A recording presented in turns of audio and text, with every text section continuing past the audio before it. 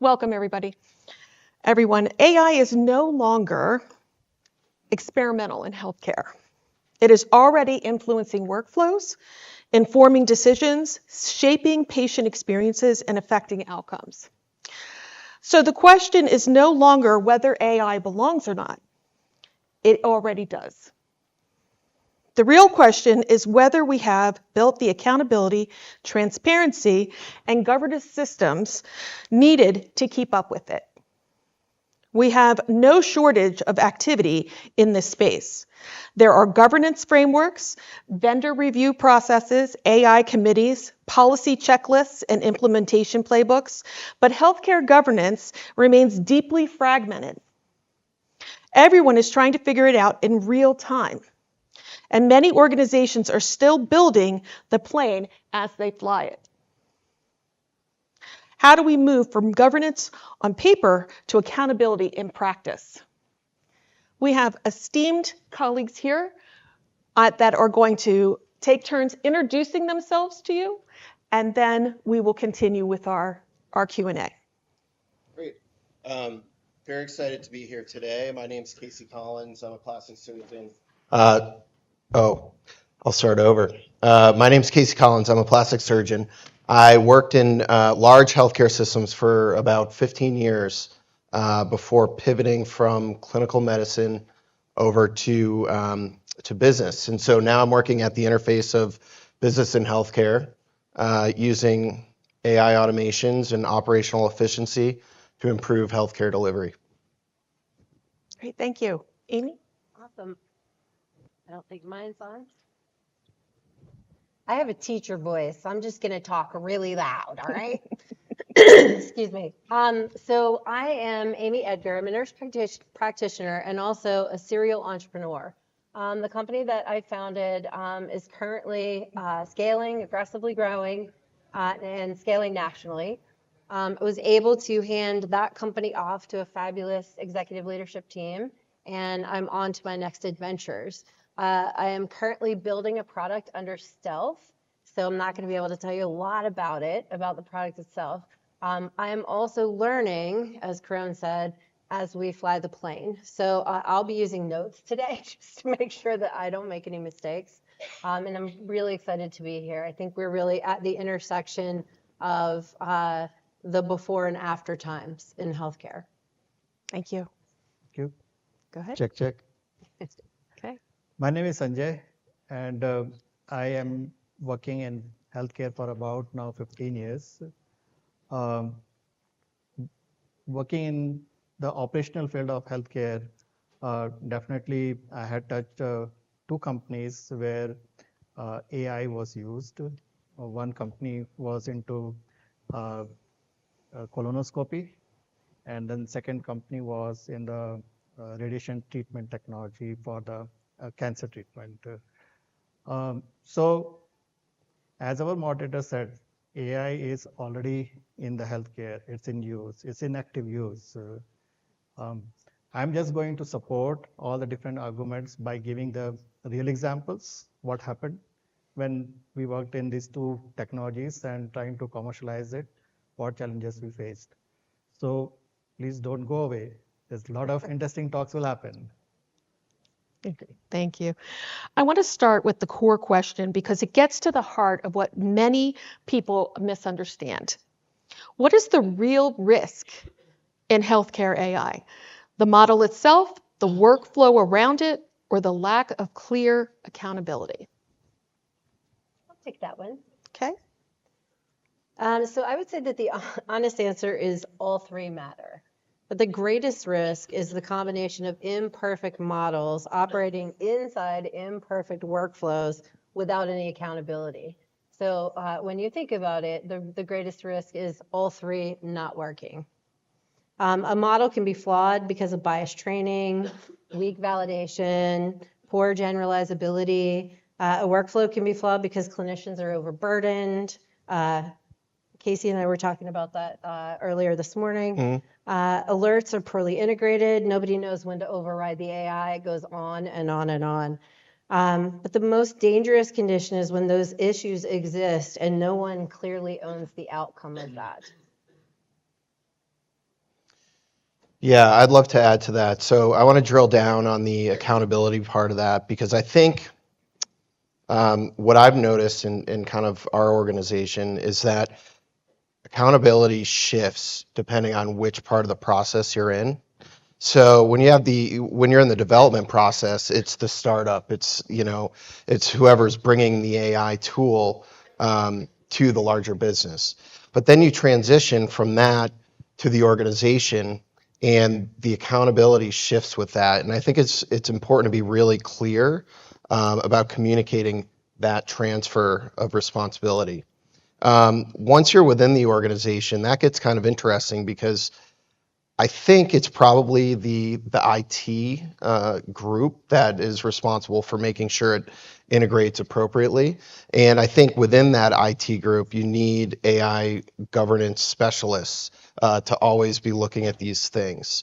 Finally, you have the end user. So once things are integrated appropriately, I do think that the providers, the healthcare delivery folks, also need to oversee this in an appropriate way. Yeah, so I just want to add few points here. Um, First of all, maybe a quick refresher course of AI in just 30 seconds.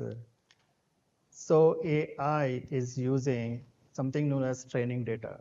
Training data is a data which is unknown controlled data, and you use the training data to predict something. And with what probability it is coming out is what AI is doing.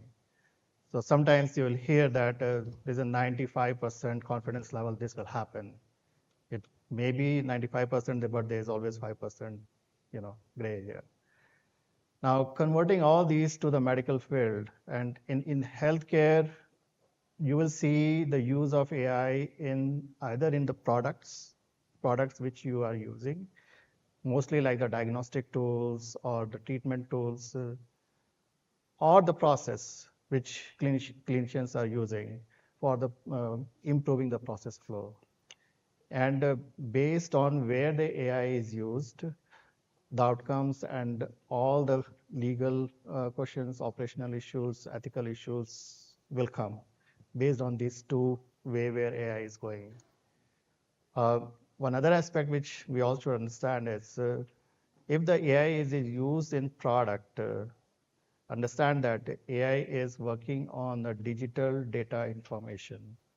The very big premise of AI is the data must be completely digitized. And the next level is annotation. That data should be completely annotated so that the training models can work. If you have a CT scan and you feel that it's a digital data and AI can work on it straight away, it may or may not. It's still required to convert all the pixels of CT scan to a real digital data at which some information can be converted into some meaningful ways. So again, depend on how the product is used, the clinical, the ethical, operationals, and legal issues can vary. So it sounds like it's not just technical, that it's also organizational. Yeah. Um, That data point is huge because I think, what we all know is garbage in, garbage out, right? So you need accurate data, but you also need clean data that is meaningful and interpretable. And in healthcare especially, you also need it to be HIPAA compliant, which is a challenge in and of itself. okay. Yeah, the last thing I would say is there's a whole second wave of AI. So thank you for explaining the basics of that of AI and how it works. But when I think about the next set of questions and problems that we're going to have to solve for, it's agentic teams. So the AI is actually monitoring itself, it's teaching itself, it's making inferences in the data. And that poses a very different set of questions about governance, about accountability, about those kind of questions. Mm-hmm. So I have the hardest question for you now. When AI informs clinical decisions, who ultimately owns the outcome? I can take this one. You go. So, okay. Okay. Bringing back an analogy from, or a theme from earlier today. So I like the aviation analogy. So we all know pilots are not kind of managing all the instruments at all times in the middle of a flight, but they are responsible for overseeing the wellness of all the passengers on the plane. And they also need to know how to do all the things that are being automated in case things go awry. And that's kind of how I think about it. Once you're in that clinical setting, you need physicians and providers to be at the skill level that they're currently at. But maybe the burden is offloaded by the AI.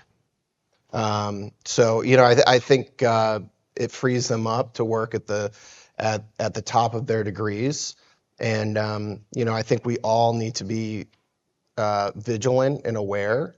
And I do think the liability comes down to the provider at the end of the day.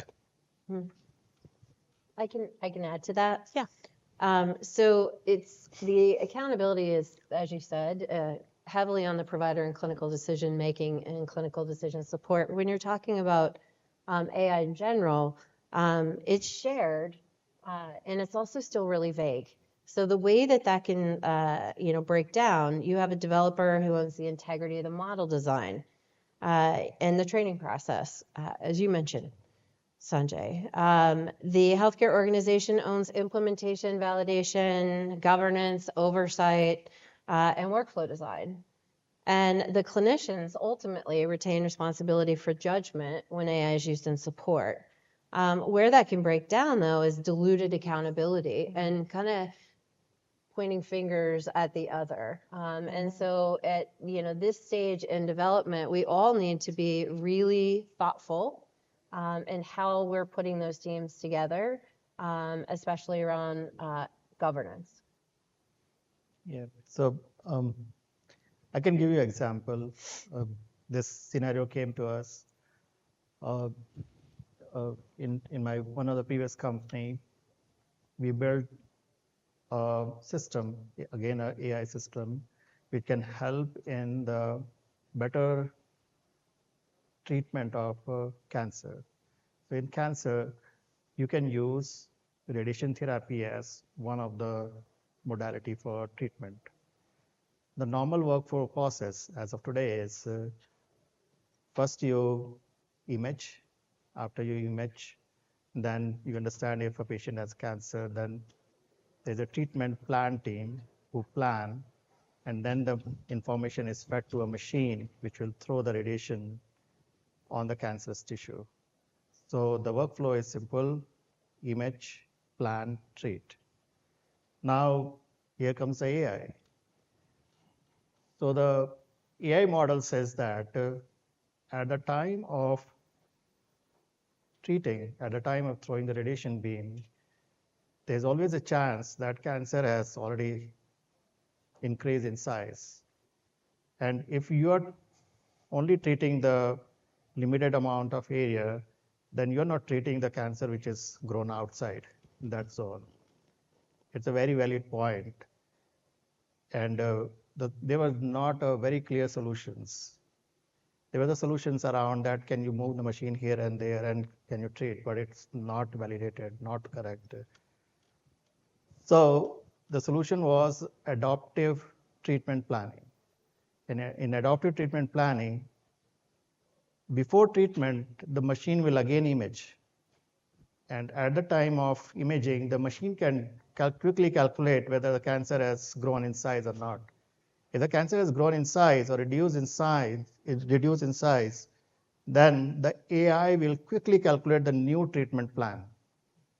And now the question is, can that machine, which was supported by the new treatment plan, can that machine throw the beam now at the patient who's lying there?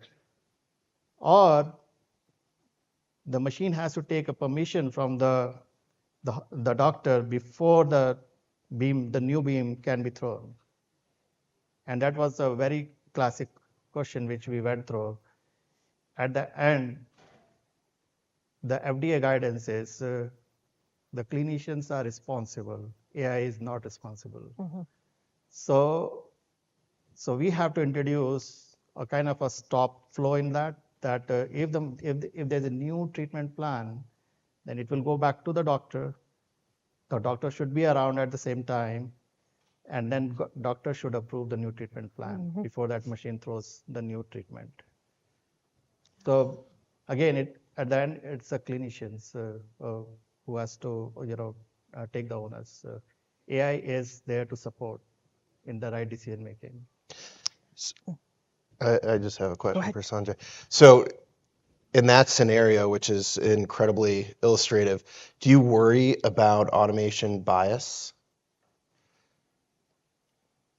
Like, There will be a bias, but it will be reduced by a huge factor. So if there is a bias that has to be removed, and there's a process known as validation. So you have to do a lot of verification and validation of the product, which is basically a software as medical device, SAMD, and it has to follow the FDA protocols under which when you perform this validation verification, you remove the bias. It will not be 100% removed. There's always a chance there's a very small bias there. And again, the clinicians are the best judge at that time. And we're going to talk about that bias a little bit further, but I want to stick with the human interaction with AI for right now, because it does sound like this is operationalized, what we're talking about on these issues. And we hear people say a lot about the human in the loop, and all the time, but often without defining what that actually means. What does meaningful human oversight actually look like in practice? I don't know if you want to continue because you've already. Yeah, so even giving the last example, there was a very meaningful human oversight. Means if a AI is in product, then that product is not only performing by itself. There are the people around it. There will be always in the workflow, even in the product workflow, even the product algorithm, there will be stop checks where the machine or the outcome machine will confirm with the responsible doctor that whether I should do this or not. Because there can be actions which is kind of a point of no return. If something happened and that machine took the action, then the person behind it has to take the responsibility. Thank you. Amy, you want to add to that? Yeah, so I'll add the kind of definition of human in the loop. So clinician, number one, the clinician understands what the tool is for and what it's not for. Number two, the clinician knows the limits of the model and the context in which it is more likely to fail. Number three, the workflow allows time and authority to challenge or override the output, which you were just speaking about, Sanjay. Sorry, that was number three. Number four, documentation of when AI informed a decision and how the human responded. So that documentation of the AI to human is going to be really important. We don't have great mechanisms in place right now to document that. That's something I want to talk about in a little bit. And then the last is there's feedback into governance when concerning patterns emerge. So those 5 things are really important when you think about human in the loop across the AI system. yeah. And I could add a little bit of color to that. Anytime we're preparing for a procedure in surgery or anywhere in the hospital, informed consent is a really important part of the process. And I think in order to consent someone, you clearly need to know what interventions are taking place. So, in the same way that there's informed consent for a procedure, there should be informed consent for AI automation or integration. I think another point that you made is there's a feedback loop. And so I think in some ways it's almost like a debriefing after an operation. We debrief with the team. We say, okay, this went well, this didn't go well. And I think that's kind of what you're describing. Yeah, in an agentic system, the AI continues to do that by itself, which is really interesting. And decision making around what point you insert the human is pretty critical. And it's really built around the potential for fail. Which is great because it really, the human in the loop it's not meaningful if they don't have a way of actually intervening. So that leads to my next question. How do we prevent automation bias without losing the efficiency AI can offer?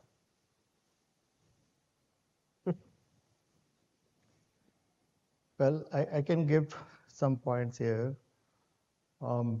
Again, bias is a very important topic under AI. Bias can be sometimes just a mathematical formula which is creating bias. Bias can be also population data which is used. So if you take a population data of one country or one particular geographic area and build a AI application and then try to use in some other geographic area where population is not same or not similar characteristics, it will naturally introduce a bias. So there should be always a good understanding of what is the scope of that product or the process which you are taking a support from AI, and what are the potential chances or sources of biases coming in. That's great. Yeah, I would say another kind of way of thinking about this is automation bias as humans who begin to become incredibly dependent on AI generated information, and stop challenging it, stop really critically thinking about it. I think there are examples happening all the time right now. Large language models are language models, so they are built to sound really good, and they're very confident. And so they can be very believable and persuasive. And so I think that automation bias we also have to really be careful about as we build out systems. So creating systems where there's trust in the AI, but also the ability to say, hey, that doesn't seem exactly right. I need to go back and look at this. Yeah.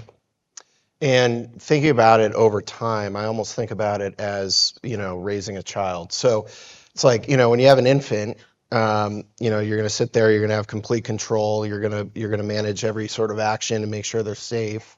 But over time, independence grows, and then I don't know if you ever release AI to college or whatever, wherever they may go, but No. I think at some point you start to trust a little bit more, and you know where the mishaps are going to be. Well, that's kind of exciting because that's really where the efficiency is driven, right? Yeah. That we're really going to see huge leaps in efficiency as AI becomes more sophisticated and trustworthy in that regard. Yeah, you just peel back the layers of oversight as possible. Yeah, also I feel like this trust relationship will grow with the outcomes. So with each case, you use application and you see a good outcome, this trust is going to increase. It does sound like an and both, so that as it gets smarter or grows, as Casey was saying, that it's going to remove friction, but never replace reflection. It's a great way of saying it. Okay. So what does good transparency look like? And Casey, I want to start with you because you were touching on some of this. What does good transparency look like for patients and clinicians? Yeah, I mean, I think it just goes back to that informed consent process, just really understanding and delineating that in a conversation with patients, and if there's written material that can help with that, or contractual material within the guidelines or bylaws of a hospital, I think that's huge. Yeah, I would add to that for clinicians, transparency means really having an understanding of what the AI is doing, what data it's using, what the output actually means, and where the model performs well or poorly, and when the clinician should be cautious. For patients, one of the biggest challenges that I've seen in the last 6 months would be explaining what the AI system is doing. There's a kind of general social understanding of AI, but really when we start to apply it in healthcare, it gets pretty complicated or complex very quickly. And so we are challenged with creating the education tools for our patients around AI so that they can experience that kind of transparency as well. Thank you. Yeah. Sanjay? Yeah, certainly I'd like to add to this is the trust and relationship. So the trust is, again, you can see the trust is between the doctor and the AI application. That's the first trust, first level of trust. But then there's a second level of trust, which is between the patient and the doctor, where doctor uh, has to explain to the patient that in your this upcoming procedure, we are going to use this system. The system will use this AI applications. At least let the patient be aware of, not from again worrisome aspect, it's more of that how it's going to help in this treatment or diagnosis. So trust and relationships are more important. Yeah. Yeah, so it sounds like it's transparency, it's communication, and trust. That trust is huge. So how do we ensure that AI does not reinforce existing disparities in care? I know, that's a heavy one. Who wants to jump on that one first? I'll take a shot. So the training data is the point one of failure for reinforcing existing disparities. I had a friend explain to me that the reason that AI hallucinates potentially is two reasons. One, it was trained on the internet. I don't know what kind of data we would call that. Probably not great. And the other is it runs out of memory. And so I do think that it starts with the integrity of the training data of the system. I'm looking forward and imagining that in the not too distant future, the training data sets are going, right now they're fairly discrete and operationalized against a particular solution. In the not too distant future, they're going to be much larger, much more broadly available. And so we're going to need to be incredibly careful when that happens. I can definitely add to that. So, I think when I think about the issues that contribute to healthcare disparities, access to care is clearly one of them. And in my mind, one of the most useful parts of AI is it expands capacity for the healthcare system, given the infrastructure that we already have. So I think in that way, it can actually alleviate some of the disparities that we see in healthcare. Yeah, so I just want to add one more point about existing disparity. So something known as insurance. So insurance always look at the treatment plans or your treatment, what our doctor is suggesting. And as AI is going to be integrated more and more into the clinical workflow, there will be even codes for payment against the AI workflows.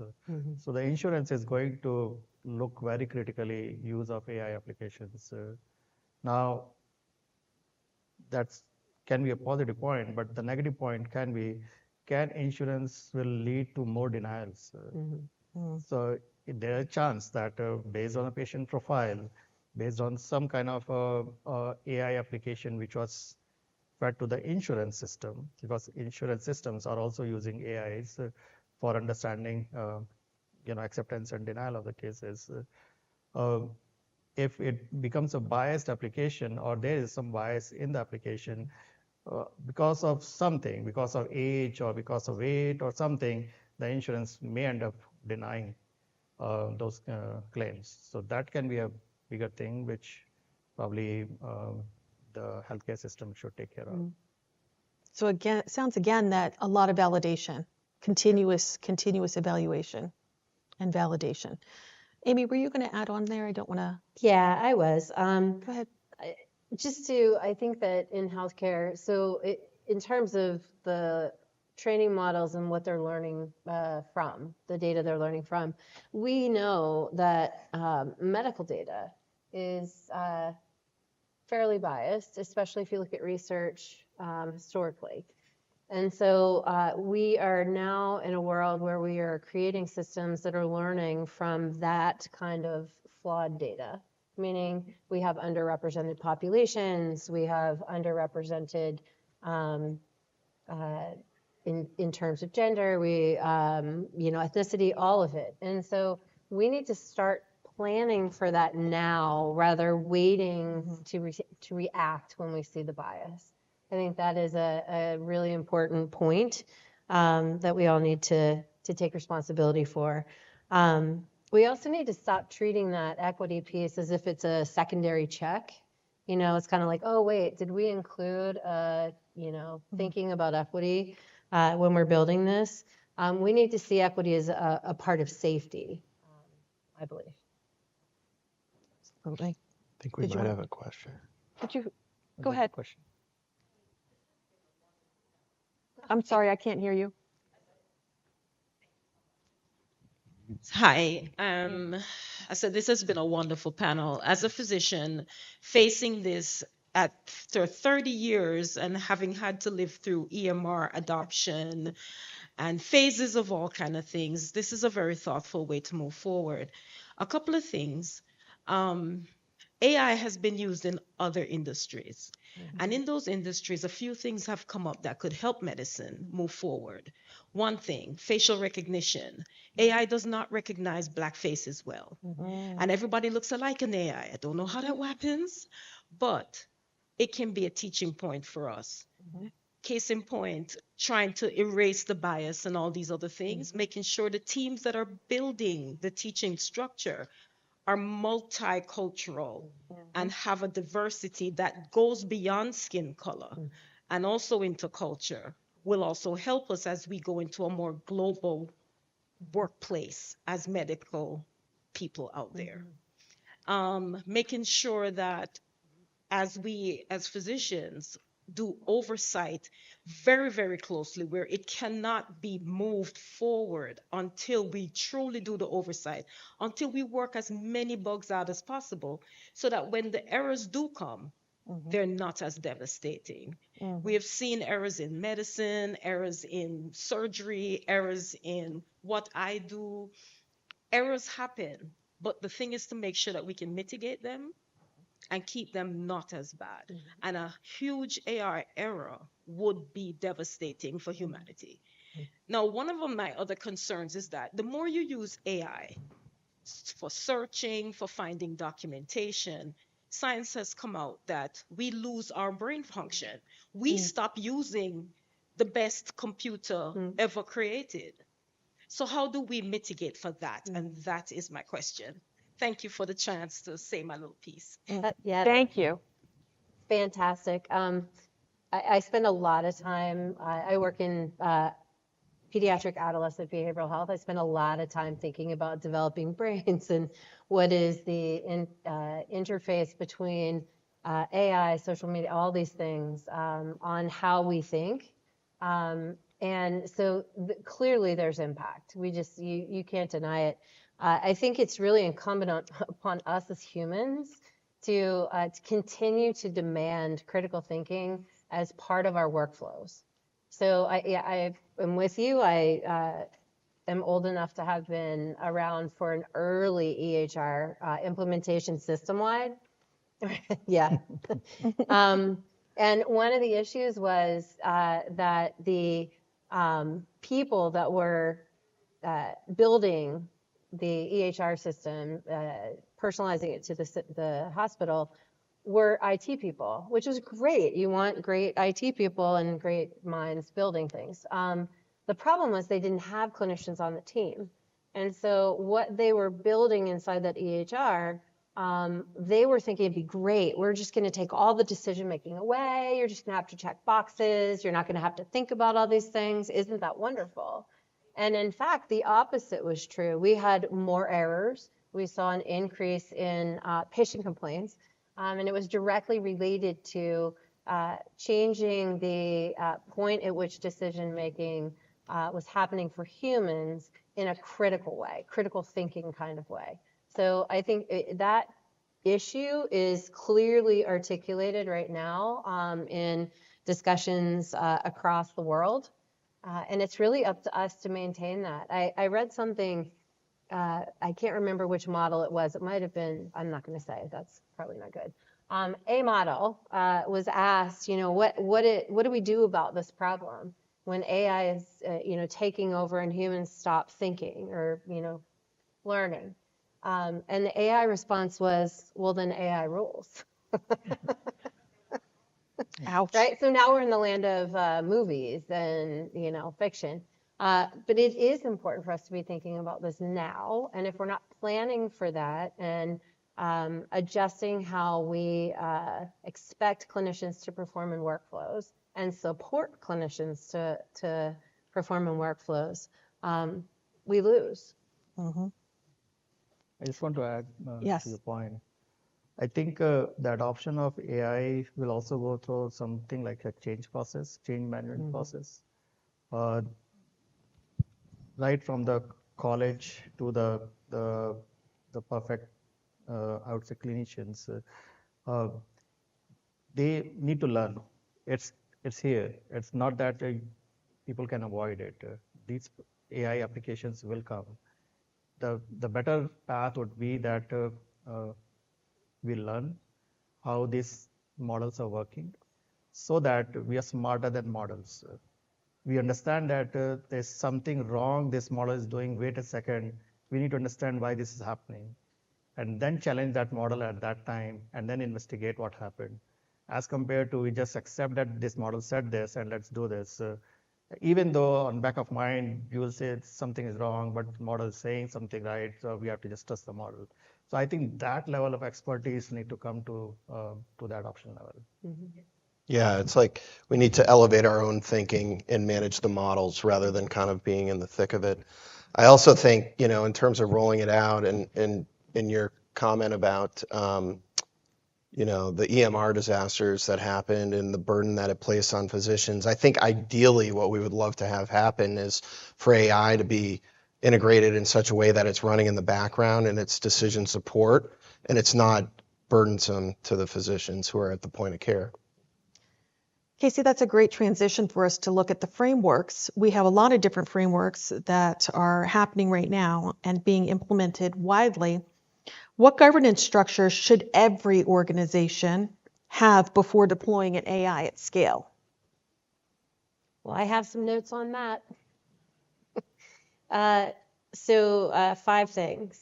So you need at least these 5 things in place. First, a cross-functional governance body, and that needs to include clinical, legal, technical, compliance, operational, and quality. So that cross-functional governance body will serve as the kind of oversight. Second, you need a formal pre-deployment review process. So this process needs to evaluate intended use, safety, workflow fit, data quality, subgroup performance, and accountability. These are all lessons that we learned with EHR implementation, by the way. I feel like I don't know, repeating from the past. The third is a defined runtime monitoring. This is probably the most critical against also in conjunction with the fourth, which is clear documentation and audit trails. So as the AI is producing information, clinical decision support, we can expect that there's going to be drift, failures, override patterns, and unexpected behaviors. We need to know that's going to happen and plan for it strategically. And then we need an audit trail. So if AI is making the decisions and making model changes, we need to be able to go back in time and see what happened. And then the last is incident reporting. So in healthcare, we're all familiar with this. If there is an incident report related to AI, we really need to escalate that process quickly in our systems because the impact can be much more significant than maybe some of the other technology we've deployed in the past. Yeah, so let me add one more point here. If the AI is used in products, so the most important thing you have to look at is normally it's the manufacturers who will build the products and include that AI application in the product is FDA compliance. So FDA just simply call that again as a software at medical device. So SAMD is the term which FDA use, and you can always Google it and learn more about it. FDA had already given a lot of guidelines of how you should implement AI models in the healthcare system, especially into the products. So if you're building, if a company is building a framework around it, make sure that the SAMD model from FDA is completely understood, well implemented into your quality system, and then the people who are going to build that product are well trained. Most of the cases, it's the outside company who is building the AI models and giving to the big company. So if that is happening, then also make sure that don't put a blame on that other small company who build that AI model for you, because at the end the big company is going to take that model and put into their product. So the big company has to make sure that if the AI models are built to an outsourced mechanism, they are also fully compliant. I have a question. So we've seen the implementation of physical protections for AI, right? So we've seen that in places like Ukraine where they're utilizing fiber optic drones or Faraday cages. How do you guys foresee the future protection of AI systems, especially in healthcare and the civilian world? How do you guys foresee protections, not just physically, but also through software? So that is more related with cyber security, data integrity, right? Again, a lot of healthcare systems, they are using different means to protect their applications as well as the patient data. So cybersecurity will step up into this. Um, as the AI models are building, you might have observed that cybersecurity companies are building their own models, and they are ramping up their business.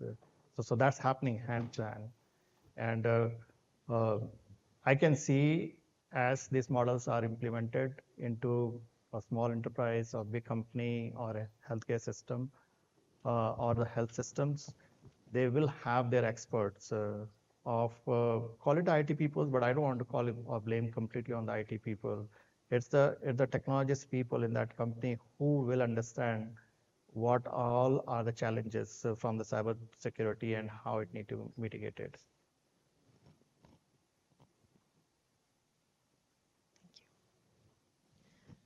Did either of you wanted to add to that or, okay.